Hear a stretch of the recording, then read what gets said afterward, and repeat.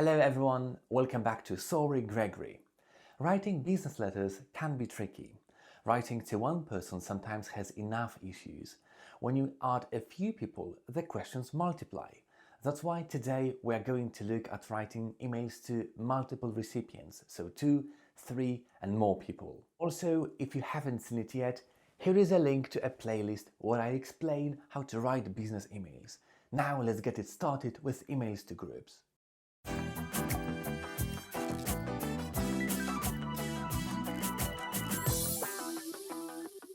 Before we do that, make sure you subscribe to this channel, please hit the bell icon, otherwise you won't be alerted when I make a new upload. Writing to 2 or 3. This formula has quite a few advantages.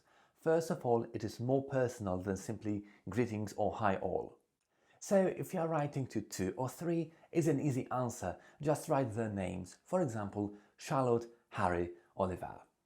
Also, if you know them well and you are on a first name basis, you may use the first names as Dear Charlotte, Harry and Oliver. Why do I also like this formula? Well, if one of those people is the main recipient and the other is CC, or if one of them has a higher rank, for example, he's the boss of the other, you can reflect that in your opening by mentioning him first. So it is perfectly fine to write Dear Sophia, Dear James. If you don't know them well, or you're not sure whether first names will be appropriate, use more formality, for example, Dear Miss Jones, Mr. Williams and Mr. Smith. Also, it is perfectly fine to write them one under the other. What is more, you can easily extend it to 3 or even 4 people. And here is the old rule of thumb. Generally, you won't be faulted for being too formal, but eyebrows will definitely rise if you are too informal.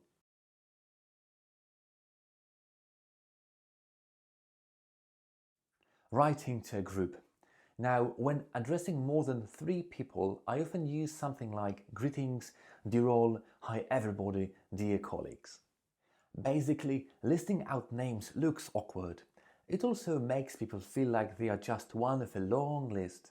Better to use a group term like dear team or dear colleagues. That's interesting how spelling out names can make them feel like one of a crowd, but dear team makes them feel like they belong to the group or they are part of the team. However, remember not to use dear colleagues when writing to people who are senior to you. Technically, they are your superiors, not your colleagues, but if you are on the same team, then dear team would work well.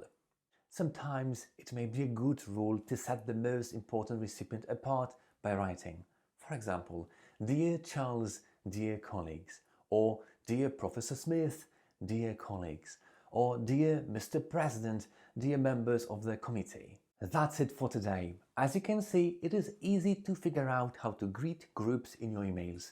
Let me know in the comments if you find my tips useful or if you use different ones. Don't forget to subscribe and see you next time. Cheers!